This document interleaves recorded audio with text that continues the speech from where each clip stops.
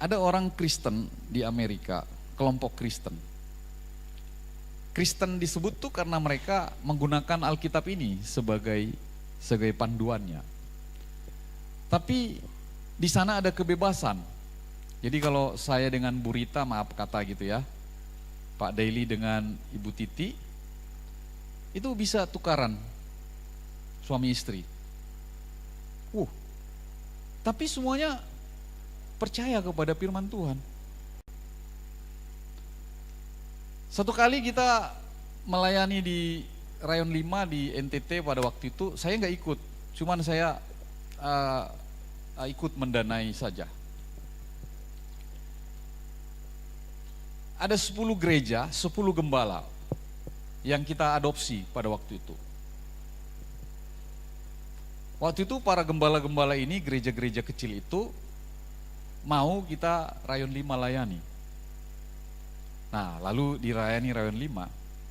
Tapi ternyata Bapak Ibu saudara kasih Tuhan, di sana mereka tukar-tukaran istri dan tukar-tukaran suami. Gembala loh, pendetanya loh. Pendetanya. Dan banyak orang yang sudah punya anak belum dinikahkan secara Kristen. Mungkin Pak Agustinus tahu ya? Nggak tahu ya? Nah, itu.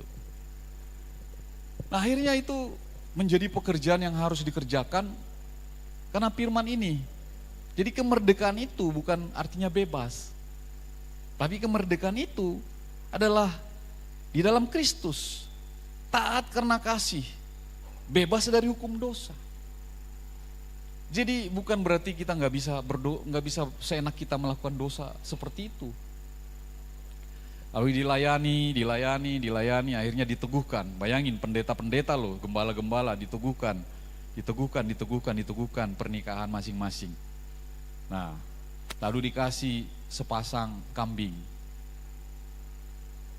Satu orang, sepasang kambing supaya mereka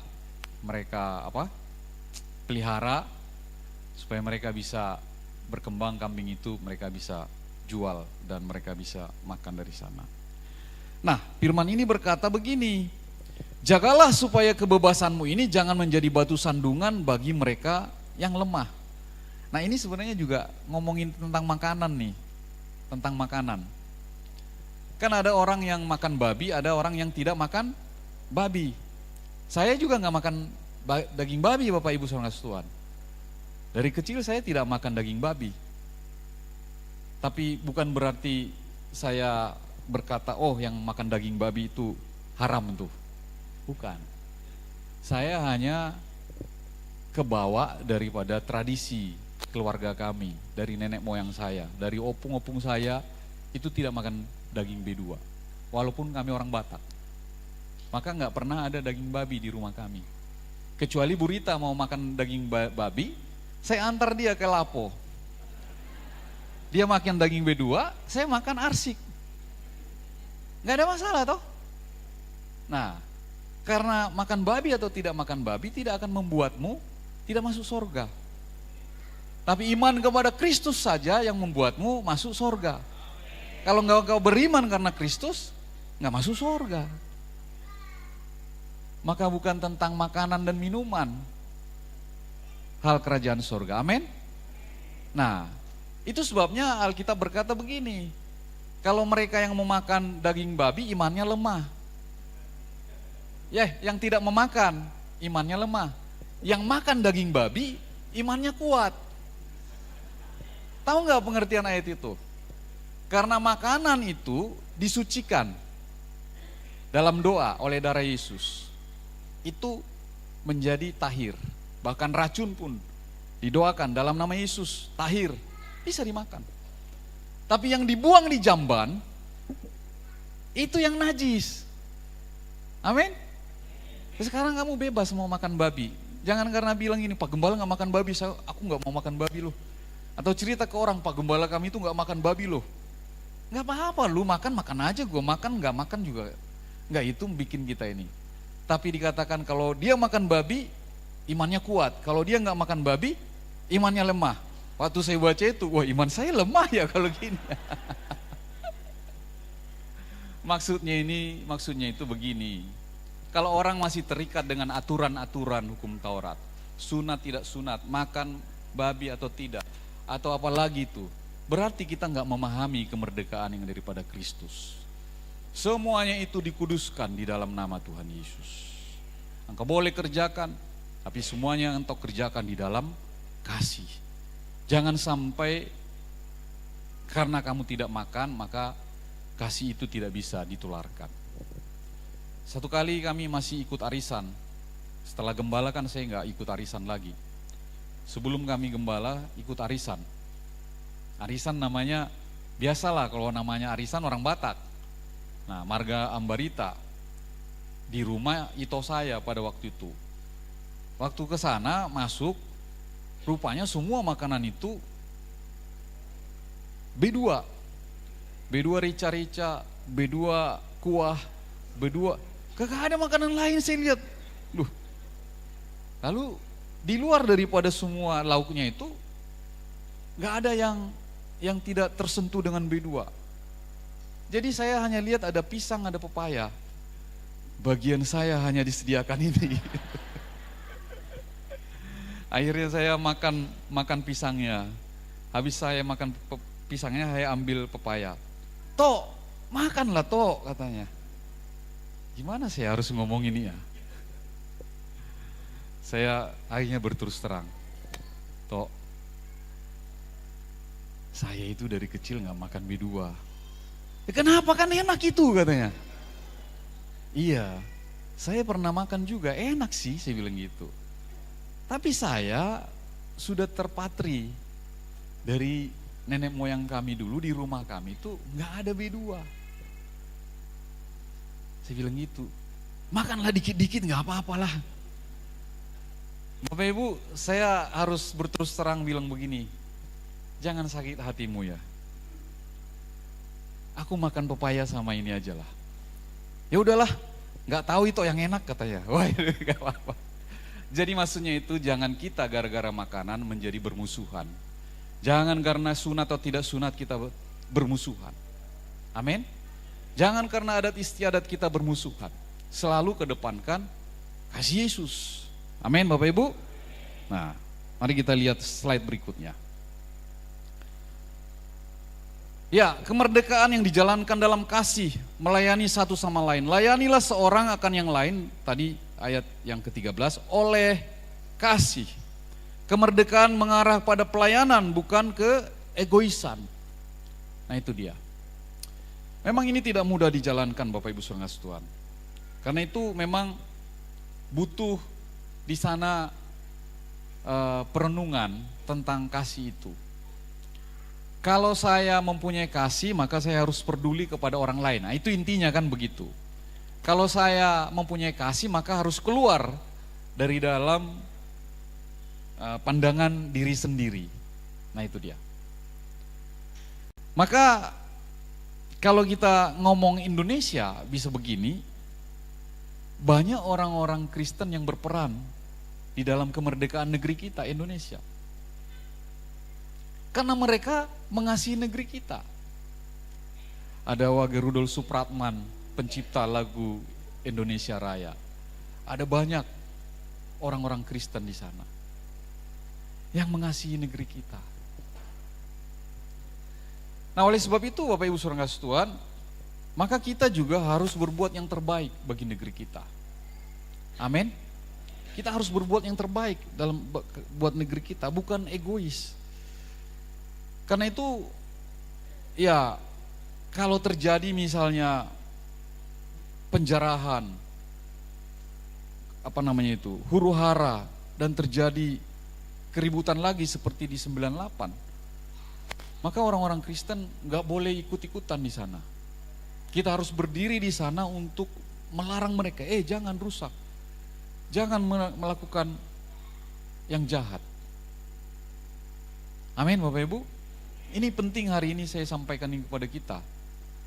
Karena iblis tetap berkeinginan untuk melakukan keinginannya. Saya pikir kita bisa tenang-tenang, tapi iblis bisa merancang yang jahat bagi negeri kita. Merancang perpecahan, mau mengambil kekuasaan, mau mengambil korupsi. Saya bilang kepada teman saya yang India kemarin, kalau kita lihat pidato Pak Presiden pengantar nota kemerdekaan itu ya, itu bagus sekali sebenarnya. Bagus sekali. Dia ada keinginan untuk sumber daya alam itu dipergunakan oleh seluruh rakyat Indonesia. Masalahnya, di bawah itu masih semraut orang-orang yang dengan jaringannya itu korupsi luar biasa. Kita lihat MBG, kita lihat dengan Koperasi Merah Putih. Saya minggu lalu ke Cirebon, saya ketawa-ketawa sama teman saya. Ketawa-ketawanya itu karena di kanan jalan itu Koperasi Merah Putih, di kiri jalan itu Koperasi Merah Putih. Masalahnya dua-duanya hadap-hadapan, tapi dua-duanya ada di bawah lembah begitu. Jalannya aja nggak ada ke sana. Sampai kita berhenti, coba lihat dulu jalannya ke sana lewat mana? Nggak ada. Kok bisa didiriin di lembah di kiri, di kanan, di lembah di kiri.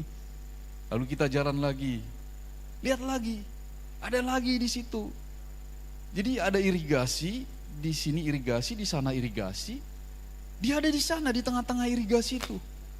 Loh, jembatannya belum dibuat, tapi gimana orang ngantar ke situ ya? Mutar berarti ke belakang sana. Lalu orang mau ke sana, harus mutar lewat gunung. Supaya ada proyek. Teman saya yang India kemarin bilang pada saya, maaf ya ini sedikit khotbah ada lari-larinya gak apa-apa. Teman saya yang India kemarin bilang begini, Pak dia kontraktor. Saya kemarin itu berapa banyak dikasih saya Koperasi Merah Putih. Tapi saya gak mau. Kenapa Pak? Lah, dianggarkan 1,5 M, tapi saya disuruh tanda tangan 800 juta.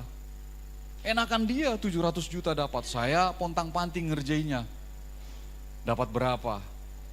Saya nggak mau, dia bilang gitu. Nah itu mentalnya, mental orang yang belum merdeka. Mental orang yang belum merdeka. Kita orang Kristen nggak boleh ada di sana. Tapi anehnya setiap kali ada koruptor ditangkap, ada orang Kristen di sana, terutama orang Batak. Karena itu orang Batak harus merubah paradigma daripada Hamoraon, Hagabeon, Hasangapon. Dulu orang Batak tuh, karena saya kan dulu ketua anak posonya, ketua anak mudanya orang Ambarita sejak Bodetabek. Jadi setiap arisan saya datang ke sana, hanya untuk jagain mereka, saya duduk. Gak main judi selama saya ada. Kalau main judi saya bilang, gak boleh main judi. Masa arisan harus main judi? Dibuat kebaktian 10 menit selesai. Judinya bisa 4 jam. Lalu datang yang orang kaya, yang banyak duitnya, yang kerja di pajak. Maaf ya orang pajak. Jangan di ini ya, orang pajak. Dia datang. Wah, sangat dihargai. Datang dengan BMW. Dia cerita begini, begono begini. Saya pada waktu hanya pikir, semuanya itu uang masyarakat yang dia pungut kembali buat dia. Itu sebenarnya bukan cerita yang tertutup. Jelas-jelas nyata. Jelas-jelas nyata. Itu sebabnya kemarin Ahok di dalam podcastnya itu dia bilang begini, saya harus jual mobil untuk bayar pajak. Tagihan pajak dia 1,4 M. Dia jual mobil Rubiconnya hanya untuk bayar pajak. Besoknya dia lihat di TV, anak pegawai pajak naik Rubicon. Bagaimana mungkin gaji 30 sampai 50 juta katakanlah petinggi ya, bisa beli Rubicon? Gak mungkin. Gak mungkin. Susah dicerna. Maka apa yang harus kita kerjakan untuk negeri ini? Karena ini khotbah ini tetap harus saya inikan dengan kemerdekaan Indonesia. Kita semua yang ada di sini jangan ikut-ikutan korupsi. Kalau apalagi kita kalau ada di pemerintahan. Amin Bapak Ibu. Nah, jangan ikut-ikutan korupsi. Jaga negeri kita. Amin.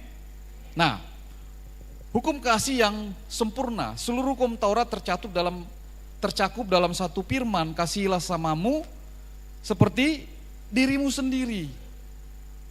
Mudah atau sulit?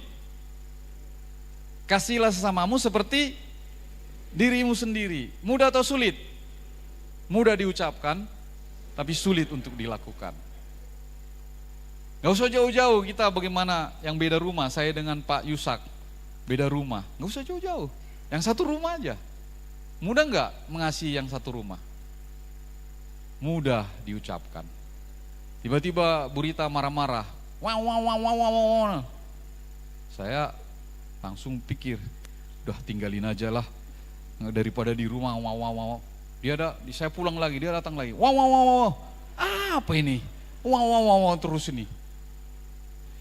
Akhirnya saya bilang, ya udahlah, kalau mau berantem ayo kita berantem. Bapak Ibu saudara Tuhan, kalau dikatakan nih kasihilah sesamamu seperti dirimu sendiri itu, maksudnya itu sebenarnya begini. Sebelum kita melemparkan perkataan, sebelum kita melakukan sesuatu, kita mirror dulu, kita cermin dulu. Kalau saya di dia, saya lemparin kata ini, gimana ya? Gitu. Memang dalam semua kesempatan belum tentu kita sempat mikirkan itu. Tapi ada baiknya kita mirror dulu. Kita, wah kalau saya di pihak dia bagaimana ya? Amin Bapak Ibu. Nah, maka itu kita hati-hati sekali dengan kasihilah sesamamu ini seperti dirimu sendiri. Hidup sebagai hamba Allah. Hiduplah sebagai orang merdeka, tapi hiduplah sebagai hamba Allah. Bukan lagi hamba iblis, hamba dosa. Maka itu Bapak Ibu saudara Tuhan, kalau kita hamba Allah, kasih senyum. Kasih orang damai sejahtera. Kasih orang sukacita. Amin. Jadi kalau hamba Allah itu jangan lagi banyak bahasa Indonesianya apa itu? Mukanya garing banget. Nah. Tapi kita harus kasih senyum sama orang. Karena kita ini hamba Allah, hamba kebenaran. Maka yang kita bagikan itu damai sejahtera, sukacita. Damai sejahtera, sukacita. Amin. Nah, jangan merbada terus keinginannya. Seperti orang Batak, mau ribut aja keinginannya. Kadang kita nggak habis pikir, mau diomong apa lagi ya? Saya mau cerita dulu ya. Saya mau cerita dulu kita di puncak di Bandung dulu, di Lembang. Itu perlombaan. Ya mungkin hari 17 Agustus gini kita pas gitu. Perlombaan. Nah, ada kul ini gitu. Nah, yang menang ada satu kul. Nah, satu kul. Lalu digugat kul yang lain. Dari sore itu sampai malam, sampai besok pagi, sampai besok lagi, sampai di pasar masih terjadi keributan, sampai balik lagi ke gereja hari Minggunya lagi. Aduh, saya hanya pikir begini, kita ini hamba dosa atau hamba Allah? Di gereja loh, pengerja gereja loh. Itu sebabnya sampai hari ini saya bilang kul-kul juga ada lomba-lomba dapat hadiah. Nggak ada. Masih ada yang hamba simbolis, susah. Kalau semua sudah hamba Allah, dikasih hadiah satu, dia senang.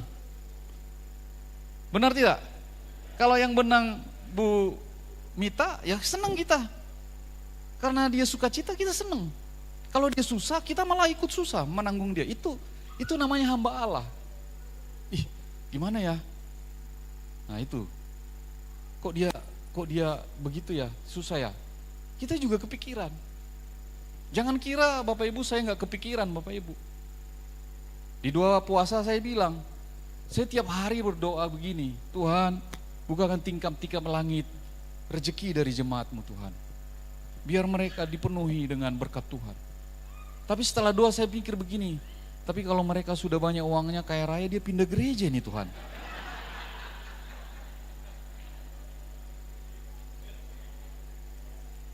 Ada kan? Ada kan? Ada. Karena dia sudah merasa, ini mah udah gak level. Gak level. Udah bisa bayar parkir masalahnya. Mending yang ada parkirannya, yang layarnya dari sana sampai ke sana kan gitu.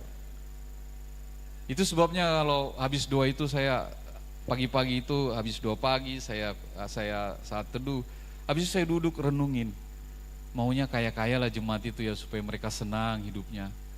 Tapi tinggallah beberapa orang nanti. Yang lain sudah punya mobil, dia gampang untuk pergi kemana-mana. Betul atau betul? Betul. Haleluya. Karena dibilang betul berarti doa saya belum dijawab. Tapi kalau dibilang nggak betul Pak Gembala, kami akan tetap mau kaya mau miskin, mau nggak ada uang, mau nggak bayar kontrakan, mau bayar banyak duit, tetap menjadi jemaat Bumi Anggrek. Doa saya pasti dijawab Tuhan. Tepuk tangan bagi Tuhan Yesus. Terus, ini lompat saja peta jalan. Nah ini, peta jalan spiritualnya, kuk dan buah roh. Jadi kebebasan yang benar itu menuntun hubungan yang hidup dengan Allah, bertumbuh dalam kasih serta bertumbuh dalam kebenaran serta kasih. Nah, ada kata di situ, jikalau kamu saling menggigit dan saling menelan, ayat terakhir dari kemerdekaan Kristen itu, saling membinasakan, maka kita belum sungguh-sungguh dimerdekakan. Ini enggak mudah ya. Saya waktu baca firman Tuhan ini, saya merenung, merefleksi di dalam diri saya. Saya punya saudara saya bukan saudara Burita, saudara dari saya. Itu kami 6 kakak adik. 6-6-nya masih hidup semua. Nah, tapi kadang-kadang untuk kita bersatu itu, satu hati itu susah minta ampun. Susah minta ampun. Apalagi kalau tentang uang. Karena, karena saudara-saudara ini pikir saya punya uang, maka mereka maunya bebas saja, bebas. Jadi saya yang harus keluar uang. Kadang-kadang membuat saya juga ada emosinya gitu, ada emosinya. Kenapa ya nggak pernah kepingin bertanggung jawab ya? Bapak Ibu, kalau orang merdeka itu tidak selalu kepingin untuk diberi. Karena itu dikatakan berdirilah tegap. Engkau harus berusaha untuk tidak selalu untuk ganti dengan me. Amin. Jangan selalu kepingin dikasihi, tapi ganti dengan mengasihi. Itu dia. Tapi merubah paradigma di dalam hati kita itu, ya ini, kalau orang hidup dalam roh, itu berarti menghasilkan buah roh, dan mampu memilah mana yang panah dan mana yang baka. Maka itu muncullah ayat itu, Lukas 4 ayat 18-19 itu, roh Tuhan ada padaku, untuk beritakan pembebasan kepada orang tawanan, untuk membebaskan orang-orang yang tertindas. Kalau kita masih mana bisa ngerjain firman ini? Betul? Maka itu kita harus latih diri kita untuk bukan Amin? Firman ini nggak bisa kita kerjakan. Roh Tuhan ada padaku untuk memberitakan pembebasan kepada orang-orang tawanan. Nggak bisa, karena kita merasa tawanan terus, dikasihani, dihormati, dianggap, sudahlah kita harus anggap dia oke, nggak usah diapa-apain gitu. Nah, ini kata ini membuat kita aktif, sekalipun susah, sekalipun kita mungkin berat hidupnya. Tapi kita harus berdiri tegap. Saya sudah merdeka loh.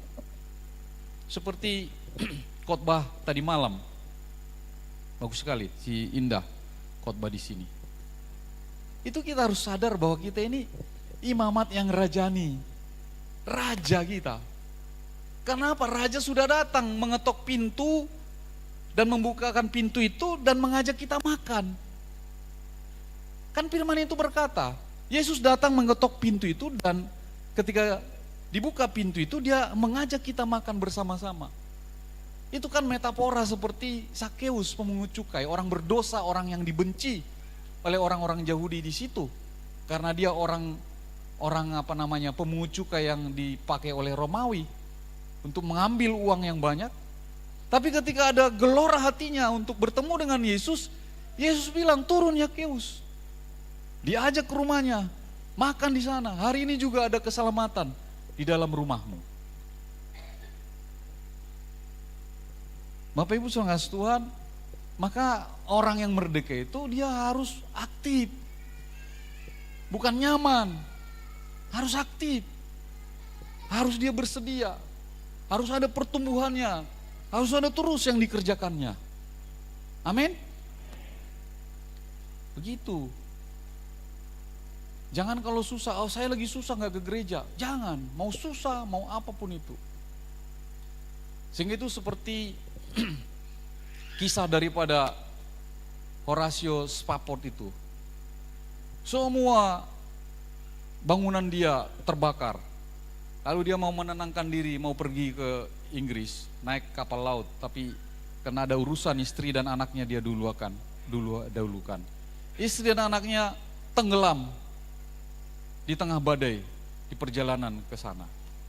Tapi dia tetap berkata,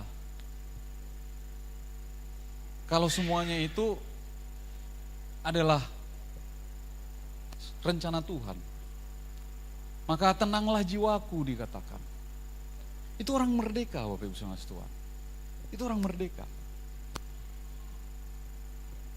Orang merdeka itu seperti itu. Dia gak mengeluh, gak terlalu banyak susah di sana. Maka kita coba lihat lagu itu ya. It is well with my soul. Tapi bahasa Inggrisnya itu agak susah. Kalau bahasa Bataknya itu lebih mudah diartikan. Maka yang gak bisa bahasa Batak, baca aja, ikutin lagu ini. Tolong tampilkan dulu. Kidung Jemaat 213. Hari ini kita pindah zona dulu. Dari worship ke Kidung Jemaat. Dung sonang rohaku di baen Yesus borsuk tahun di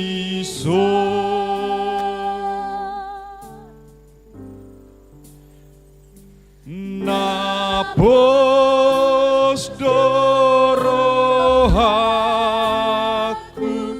itu hatai di pasonang tontong rohaku.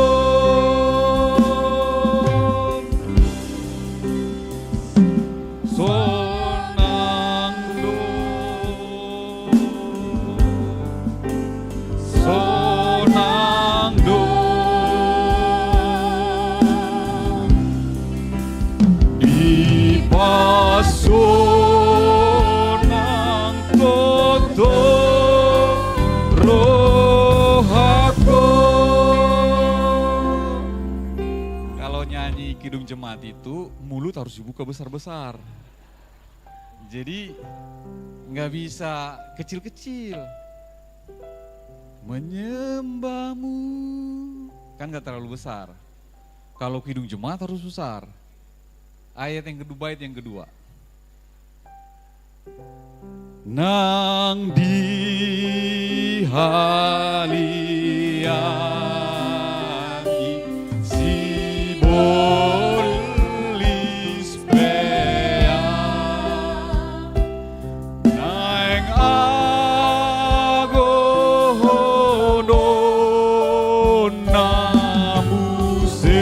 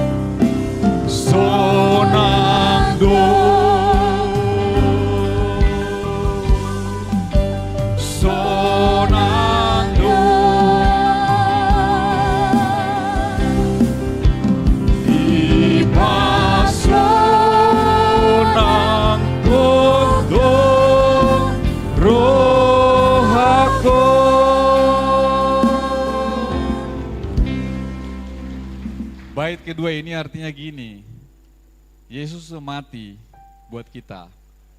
Jadi nggak usah pikirin lagi utangmu, karena utangmu telah lunas dibayar oleh Yesus. Tadi kata-kata itu gini, naung mate Tuhanku, mangolu mau. Tuhanku sudah mati di kayu salib untuk aku hidup. Utangku itu sudah lunas. Siapa yang ada utang jangan ngaku. Utangmu sudah lunas dibuat oleh Yesus. Amin. Yang ketiga, tanya ini. Di porsan Tuhanku sanduk dosa bolong tunadau do di bae nang sadan aso jujuran nabei namar tua tondiku nuai sonangdo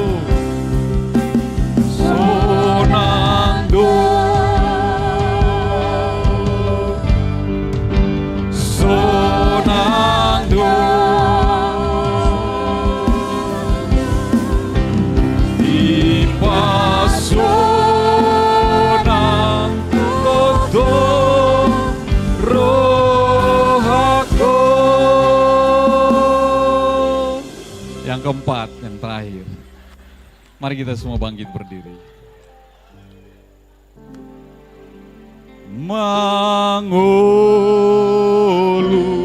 nang mate di Yesus doa ibana habo rusan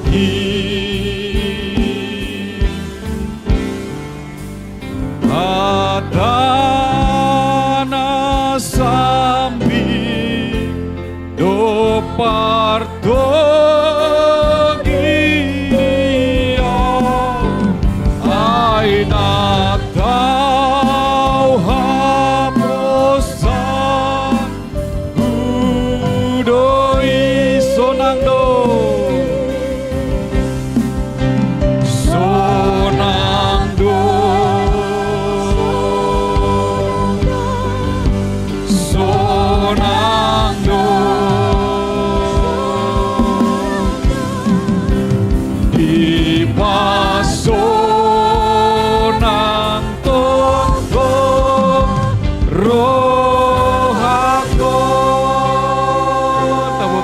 Tuhan Yesus.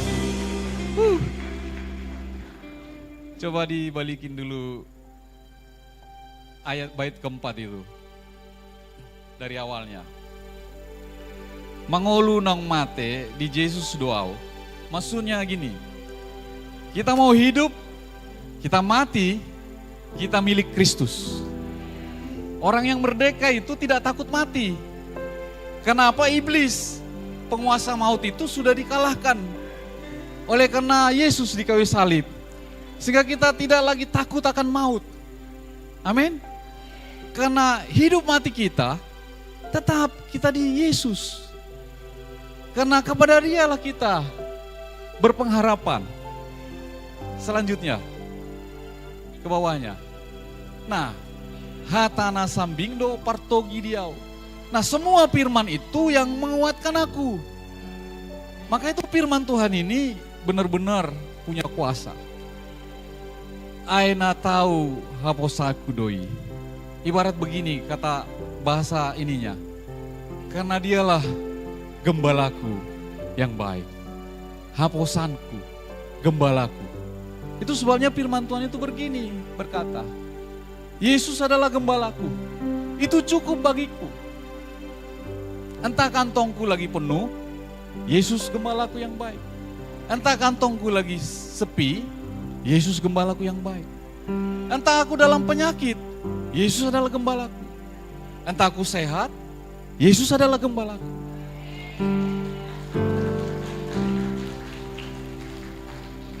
Jadi artinya orang yang merdeka itu gak ada takutnya lagi apa-apa. Dia hanya takut kepada Yesus.